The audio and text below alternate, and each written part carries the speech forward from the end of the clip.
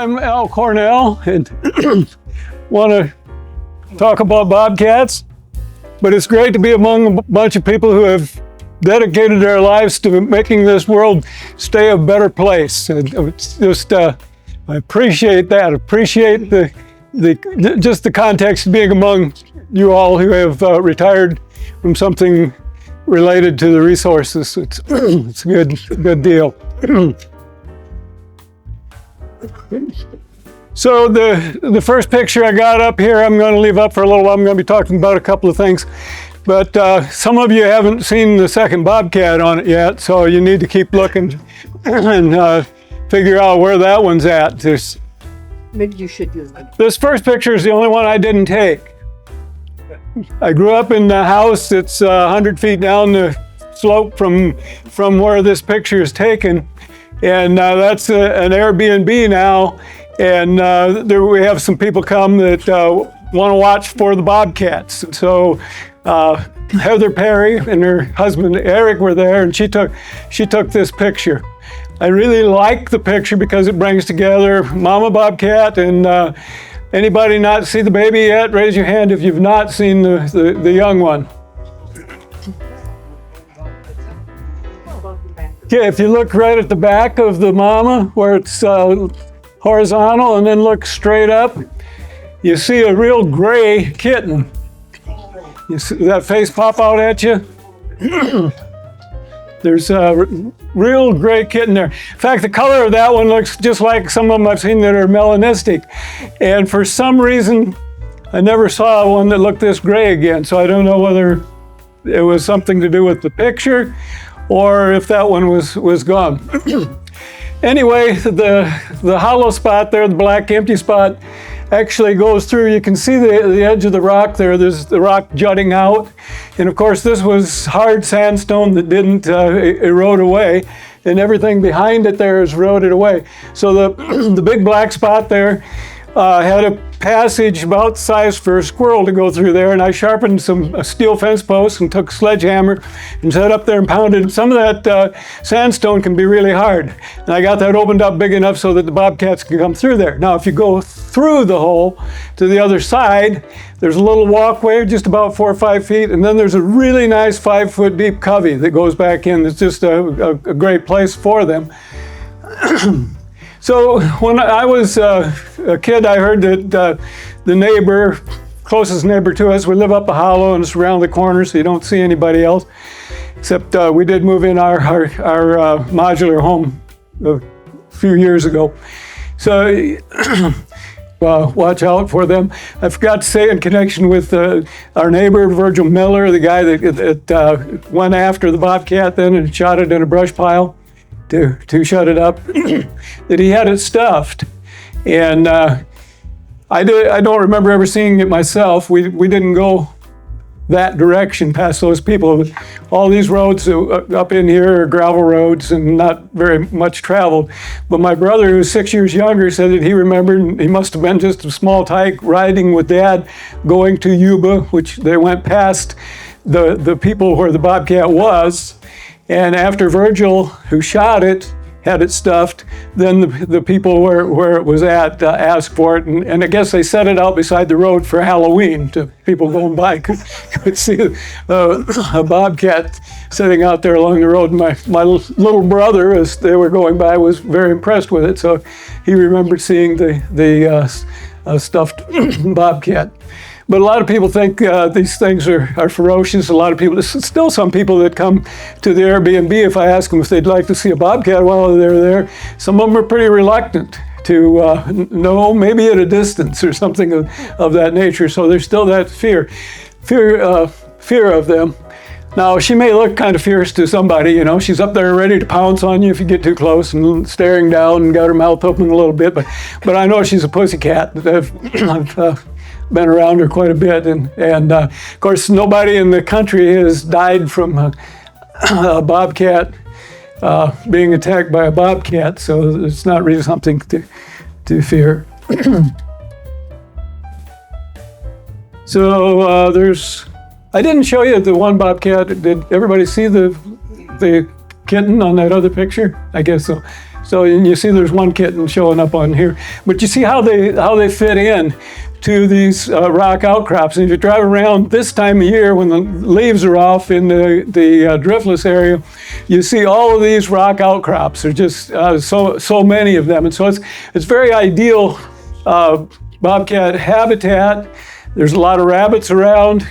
There's a lot of interface of brush and stuff, and so it's a place where you'd expect them to be. And yet in Chapman and Feldhammer, they show this void that included virtually all of Iowa, Illinois, Indiana, and Ohio, and the area close to it. And that was the only white spot on their map that indicates there weren't bobcats there. They were so rare in that area. There's probably some dispersers. They do disperse a large distance. Dawn Reading in her research in Iowa tracked some that went over 100 miles. The females actually that disperse, and fewer of them disperse than of the males.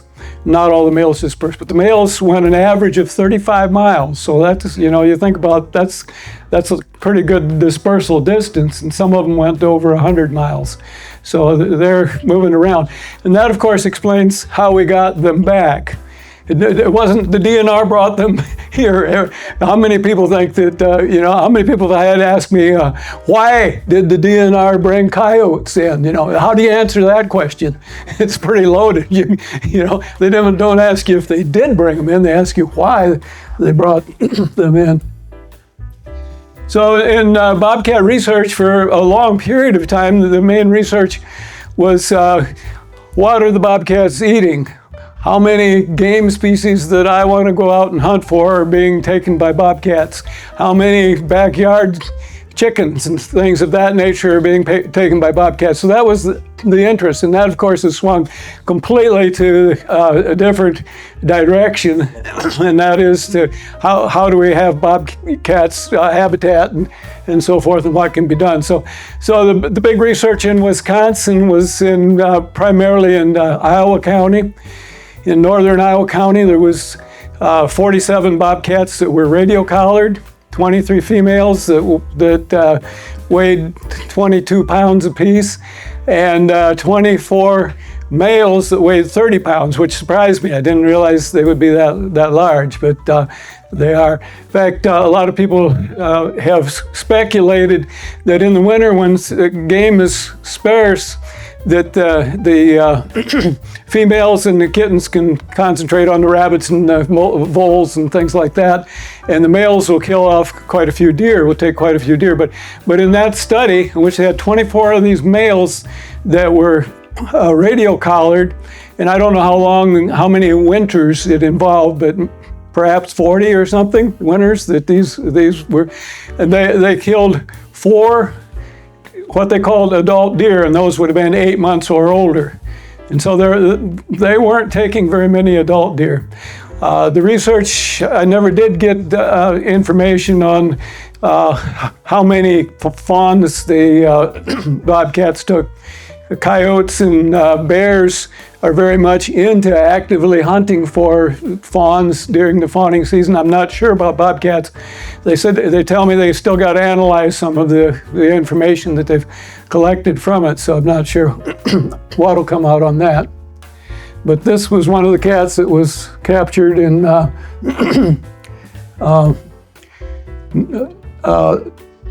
northern Iowa County across from Spring Green. And actually, the person that caught this one caught 6 more on her property.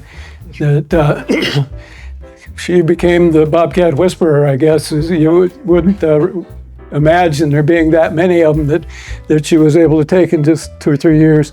And it was a lot of work on her part. It took a long time before she got that first one. And then it seemed like she was getting them pretty regular.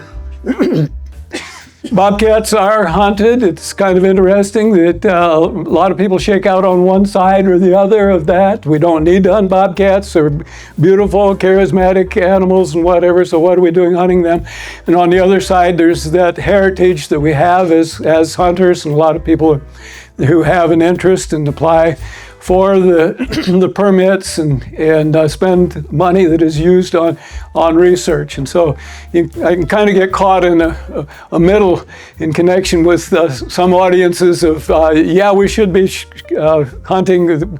We have this great heritage, and on the other side, why do we hunt them? We need to see them in a different light than that. But this is a mount that was made by Hetzel of Bear Valley at Bear Valley in his taxidermy shop. This was a 40-pound male that was taken. So Sally and I were sitting there in the house, and she said, "What's that?" And I looked down the valley in the field. I didn't see anything, and just as I get a glimpse of something move, she says, "Bobcat," and it went under the deck. And I ran around to the other room, and I grabbed the camera and I aimed down through the window and I took a couple of quick shots. Wow, this is nice. Got a picture of Bobcat. I went out, looked around, didn't see anything, but it was neat to have her there. Well, about a week later, I was sitting at the table and I heard the crows going off down in the field. I got up to look out thinking, oh, there's probably a barred owl down there somewhere or something, might be able to get a glimpse of it. And I looked down and there's a bobcat going up across the lawn, and it was carrying a rabbit. And I thought, probably the only time I'll ever see a bobcat carrying a rabbit, and I didn't have time to go get the camera and take a picture of it. And I was kind of feeling, even though it was 100 yards away and I wouldn't have got a good picture or anything. And about a week later, I look out and here's this one sitting right 30 feet from our house at the edge of the lawn, staring into the brush. And she was focused. You can see how her legs are situated underneath her. She's ready to spring. And I slipped the patio door open, stuck the camera out, took a couple of pictures, and she was gone. And I didn't know whether she would come back or what would happen. But then she steps back out carrying the rabbit. And since then, I've had a couple more opportunities to photograph her with a rabbit in our yard, where I saw her and watched, and she took a rabbit. So, so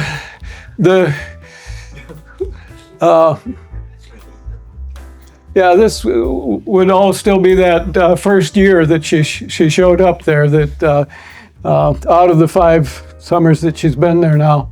I don't do much with trail cameras. I set this up and got a picture. I don't know what she's doing. I do know it was a frosty October morning and it didn't turn out very good, but I got a couple friends that know how to manipulate pictures and get back what was there. And so I got a pretty good picture of her sitting there. So a bobcat track. Cat tracks are pretty round, and this one is about 3.5 inches long and 3.5 inches wide. Nope, that's not a bobcat track. That's way too big for a bobcat track. I took this picture in Yellowstone National Park, and in October I was up in the mountain and saw where this cougar had been following some elk, and being younger than I am now and more foolish, I went off following this cougar track and got some tracks of it. And then I actually crossed where an adult and 2 kittens had walked along the edge. And I sat around up in the cliffs looking, hoping to get a picture. But fortunately, I didn't, probably fortunately. So this is a pretty big track. In contrast, bobcat track is about 2¼ inches is long. You'll notice that it's, again, about the same width as this is long. The 2 toenails in the middle, one is a little longer than the other. That's typical cat rather than dog. And it's just that cat-shaped track. Then one morning on the path that goes out to the raspberry patch, we'd had a little bit of snow, and I looked, and here was bobcat tracks, and here was coyote tracks. They had both been there, walking in the same place. Looked like the coyote had followed the bobcat for a ways, and then went off on the track. And most of us, about everybody here, probably think, oh, well, a cat and a dog track look quite a bit different. But it's amazing how many people get confused and think they're seeing a cat track when they're actually seeing a dog track. And so here you see the more elliptical shape of the one on the right, the coyote track. You see the big heavy toenails that are showing there in front, and you see that those two front toes are just about equal where they come out there. So it's very distinct track. Another picture of a bobcat track.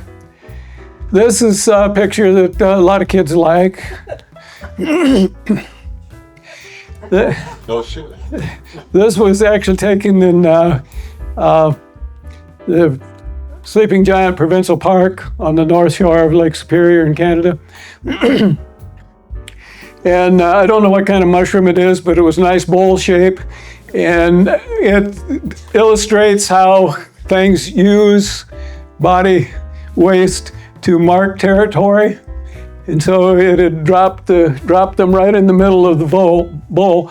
This may well have been a lynx instead of bobcat, but they both look pretty similar and very much like these.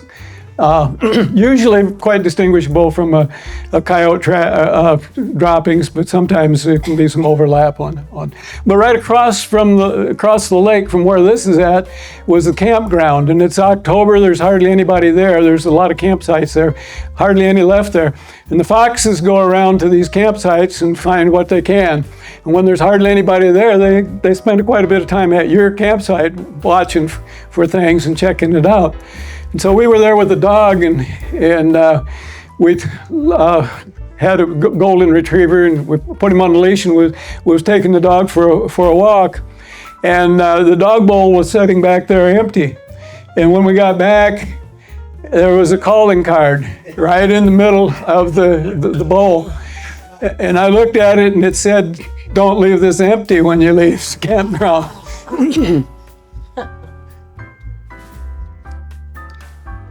So she comes around quite a bit. This was another time that I saw her on the back deck, and I grabbed the camera, I went out and started looking for her, and there was a house wren that was going off like crazy over by the driveway. And so I walked over there, and sure enough, she was right there close. This was her favorite spot for hunting that she keeps coming back to. Our driveway's about 80 foot long, goes up to the town road. And she'd like to sit up there. They tell me that what they call the fingerprint of the bobcat is actually the black spots on the inside of the legs. Sounds really great, but I don't know how you can see black spots on the inside of the legs of a live bobcat. It's just not very many angles that it's going to show up very good. So I'm not sure how much that's used, but I think the face pattern is pretty distinct between the individuals too. Here she's ready to pounce. She's watching a rabbit come down the driveway, getting closer to her. I got the front door open. I got the camera sticking out and taking pictures of her. She's about 70 feet from me in this picture. And so she was watching. All of a sudden she takes off, and the rabbit runs across the road and starts into the culvert. And she caught it just as it was going in the culvert. Now that last one that she caught that I mentioned, I heard one little squeak out of the rabbit.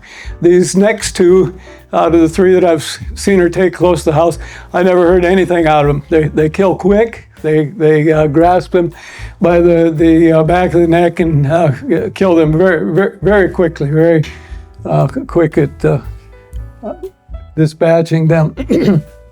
And so there she is, taking a look back. I think she was looking back at me thinking, is he going to try to take this away from me? And so she was keeping an eye on me. So bobcats aren't the only thing to eat little rabbits. In my years there, this was the only weasel that I had seen at that time. This was an adult long-tailed weasel. And a few weeks later, we had some mouse get in the house. They get in through a little hole and you can set the traps. Sally heard a trap spring and she went to look to see, and she caught a glimpse of this thing go. And she said, "No, that wasn't a mouse. That was a weasel." And so it too was a long-tailed weasel, but it was a young one. So it was small enough it could go through any hole that a mouse could go through. And so it ended up in the house. We saw it around several times after that, but it never came back in the house. I think she screamed. Actually, the weasel. The weasel ran in front of the fireplace and sat there and stared at me for a second or two. The cutest little face, really.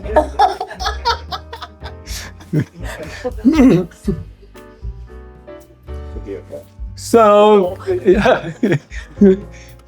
So here she is back there at that favorite spot, sitting there and waiting for a rabbit.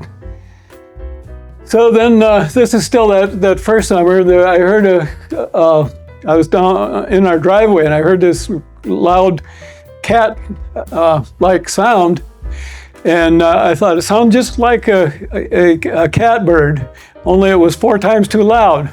And I walked up to the driveway and looked, and here was this kitten, and it was crying. And I ran back to the house, got the camera, and it was way down the road by the time I was able to get a picture of it running away. But it continued to holler from time to time during the day. So Mama had been away longer than she thought it should be, or somehow this one got separated from the other one, and there was 2 kittens that year. And was hollering, and so I would go from place to place where I thought it was going to show up and take some pictures of it as it walked around. A few days later, one of the neighbors saw Mama and the 2 kittens together, so it got back together with the rest of them, but it was pretty upset for a while. Now this was the next year, and again she's got the 2 kittens. If you walk around the face of the rock 50, 60 feet, you come to that den site where they were spending time. And these 2 were crying like crazy for a couple of days, so I think Mama wasn't too successful at getting the next rabbit, and so she stayed away a little longer than the kittens thought she should. And then they get really noisy, which you would think would be kind of dangerous, especially a coyote wandering around or something would be probably inclined to kill a kitten.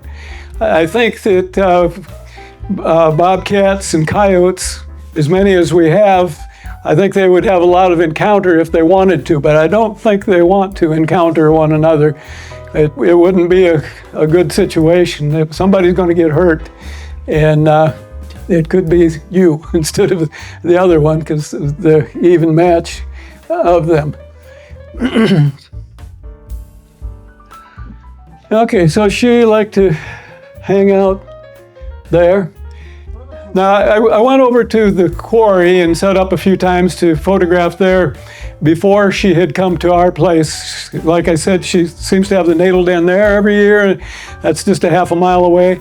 And then later in the summer, she'll bring the kittens over for several weeks or maybe a couple months to our place. So I went over there and set up, and this coyote came in and was wandering through. He was about 90 yards away from me, and I squeaked. I'm not consistent on my squeak, but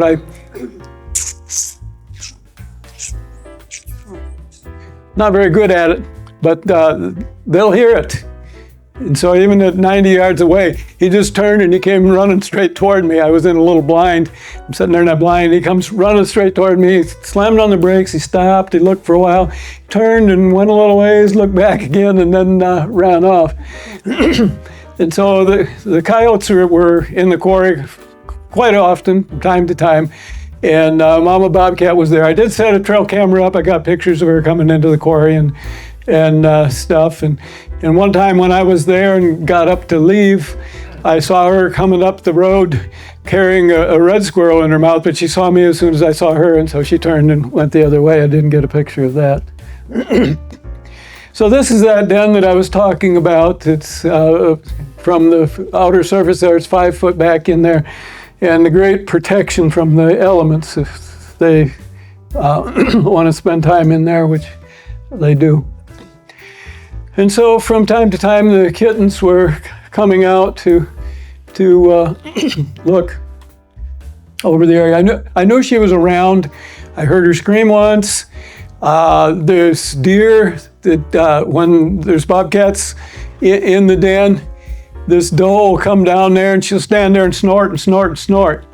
So I've got ways of telling while they're around. I knew she'd moved them back into the area, but hadn't seen any. And then it was on July 6th, my youngest brother and his wife were there, and I was standing by the mailbox that goes over to the Airbnb house, and they're coming and they're kind of motioning to me to come, and well, you know, we're not very far apart. What's going on? And so then they come up and they said, "Oh, there was something up in the den, and it's got ears." And so they had seen the kitten, and I started taking pictures of it there then. This one is a little bigger, a little fatter faced, and had blue eyes longer. They'll turn to that yellowish green color as they get a little older. But this one I called Blue Eyes for a while, but that didn't last very long. And this was the darkest one, but it doesn't look anything like that real gray one. By the way, the melanistic bobcats, there's a report from New Brunswick in which they reported how many melanistic bobcats they had. And it was kind of surprising that they have a few there now, because normally they're associated with Florida. The melanism in all the cats that have it, I think there's 23 species of cats that have melanism, and it's mostly associated with tropical forest type situations is where they end up having the melanistic ones. But I saw a melanistic one at Sandhill Wildlife Area, but I never tell anybody because I wouldn't want you to believe me because they're that rare. I think you're more apt to see a cougar in Wisconsin than you are to see a melanistic bobcat. So I'm never going to tell anybody that I saw one there. Wouldn't want to force you to decide whether I'm crazy or not. This picture's got two bobcats, kittens in there. Can you see them?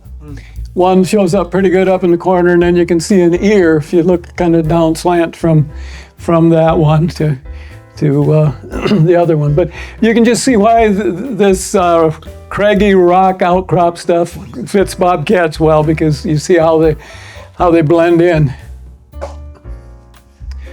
Another picture that's got two of them. One's looking back down toward the den hole at the other one.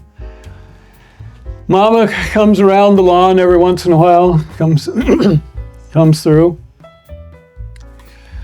And there's Blue Eyes again. By the way, this is the fourth year. The second year there was the two kittens and a few pictures.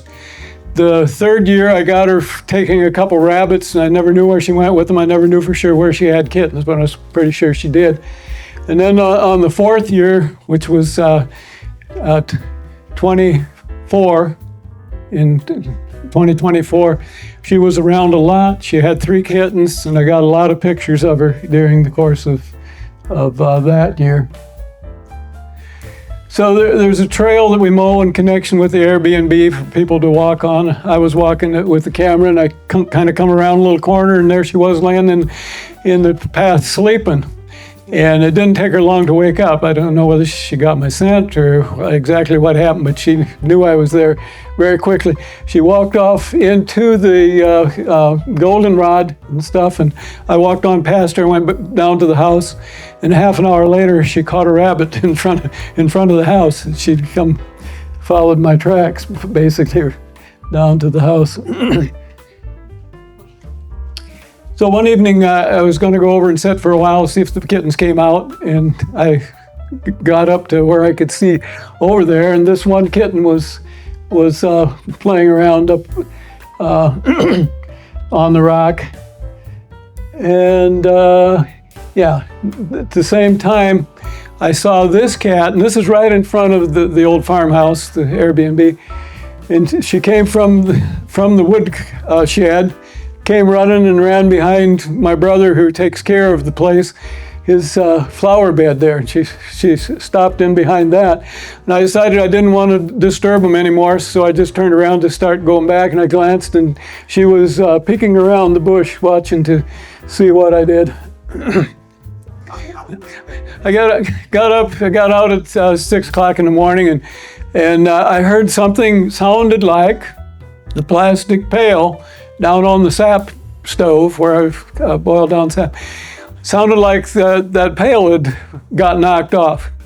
And so I walked down there, and as I got closer to it, the pail's laying on the ground there. I had heard that pail go, and I'm thinking there must have been some raccoons monkeying around here.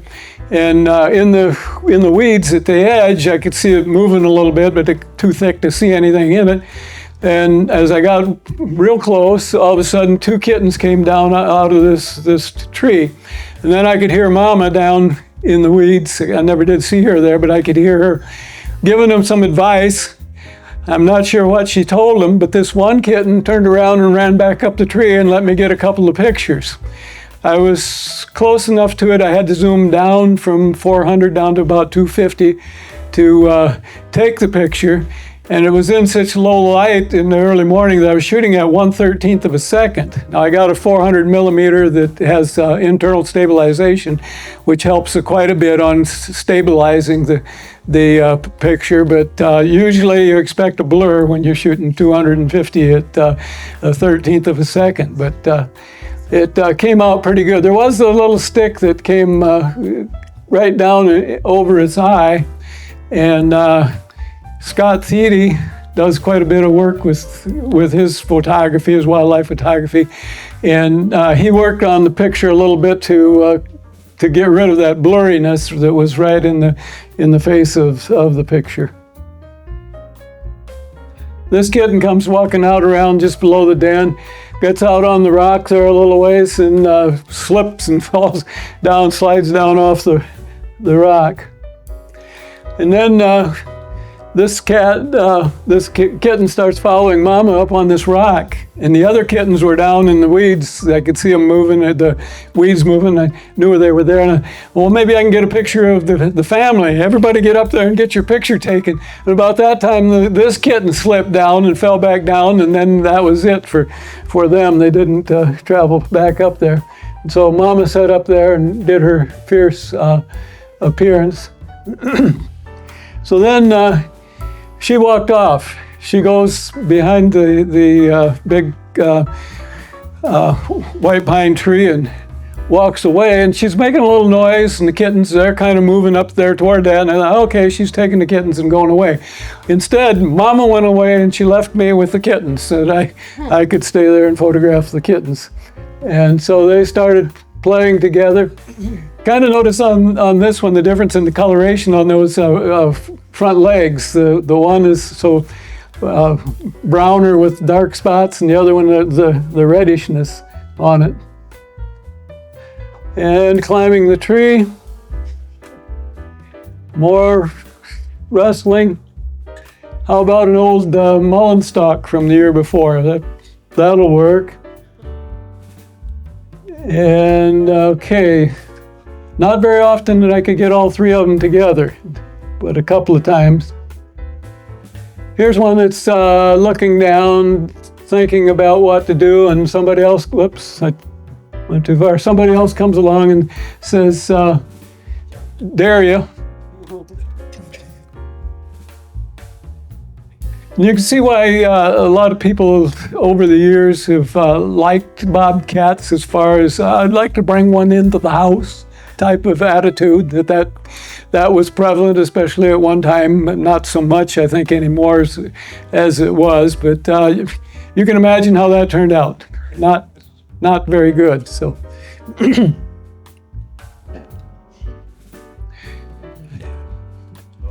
My brother and I had worked to clear so you could see the rock. It had been pastured when I was a kid and for a number of years after that, and then it had been allowed to grow up, so you couldn't see the rock outcrop up there anymore. And so we cut all the trees off and exposed that, made an opening there, and we worked a little bit at trying to get some particular vegetation going there.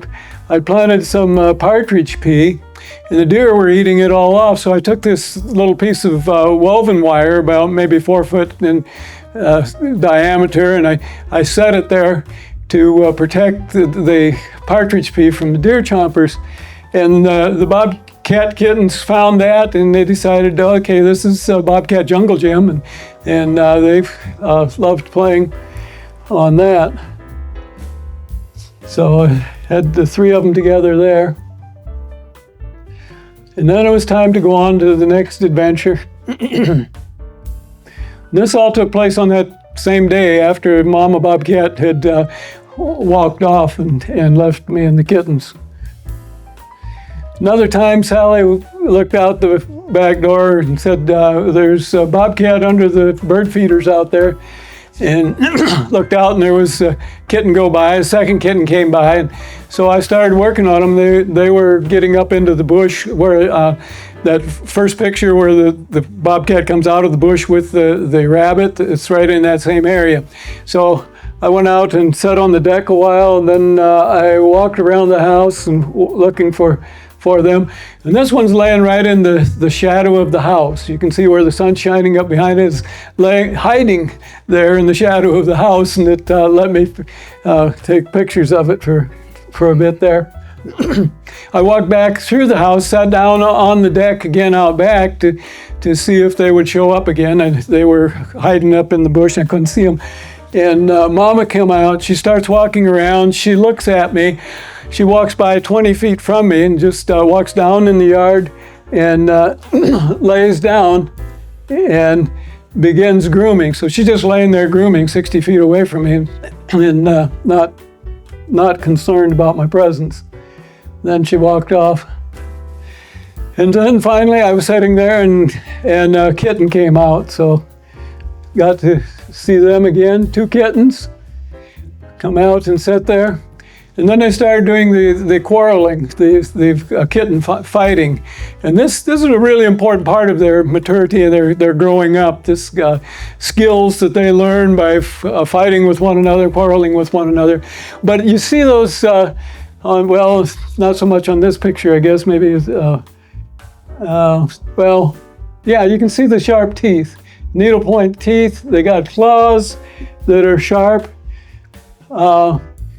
And they could do some damage to one another, but they don't.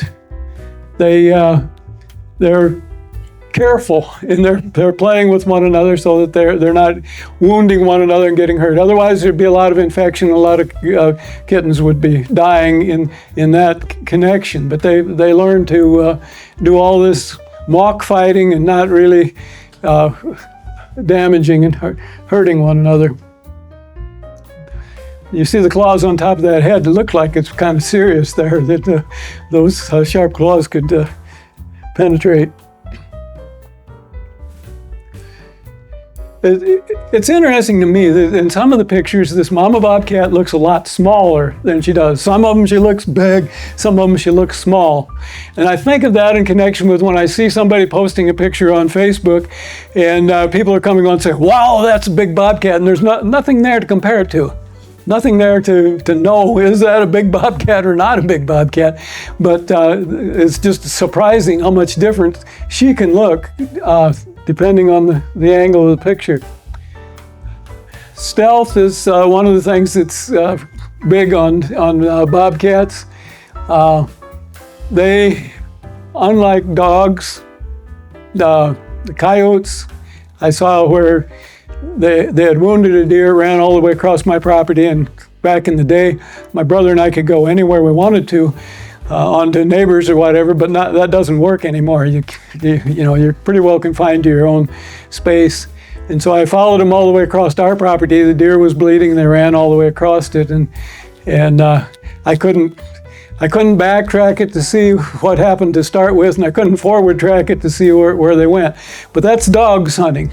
3 of them together chasing a deer that is obviously wounded. And in contrast, the cat is stealth. It's going to be laying, setting, watching, and pouncing in connection with its manner of hunting.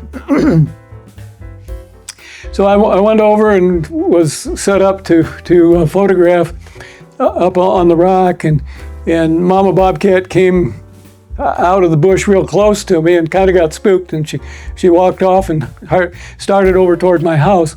So I waited about 10 minutes, and I got up and I walked over that way, and she was sitting there watching me to see what was going on. So the kittens, this was the last day that I saw these kittens. Some people say, well, if you see a bobcat, you should try to scare it off and all of this stuff. And fear that they'll be habituated to people and are not going to be afraid and da-da-da-da-da. But if you look at the eyes of those kittens that I've been playing with all summer, they don't look like they're going to just let people come close to them. They got a distinctive wariness about them, and usually it was necessary for me to hide in a blind or something in order to get pictures of them. The next day after that one, I got up and I went around through where the bobcats had been below the rock and stuff, and come back around into my yard. And as I got into the yard at 90 feet away, the bobcat was sitting right there where she liked to sit waiting for the rabbits. So she was sitting there, and I was 90 feet away. I started taking some pictures, and I thought, well, I wonder if I can get any closer. I started working toward her, and I got up to the garage, and there's a milk can sitting there, and I sat down on the milk can, so now I'm 30 feet from her, and she's sitting there. She's listening to rabbits in the bush, and she's keeping track of me, but not particularly afraid of me. Then she was gone, and the next day I had rabbits sitting right out there where she was always hunting. So there'll be more for next year. On February the 15th, day after Valentine's Day, I see that there were two sets of bobcat tracks running together, and so there was going to be another year of family. They spray out the back, both male and female. They spray shrubs and whatnot. And so this is one of the places where they sprayed. Apparently this was the female one. You see it's a little bloody, which is unusual even for the female in estrus, but I don't think the male would be bloody. This past year then, my 5th year, I finally saw a kitten on September 9th. That's about the latest I'd ever seen them. And that was the only one I saw this year. I knew they were around. I saw the female 4 times, but the kittens, finally one showed up.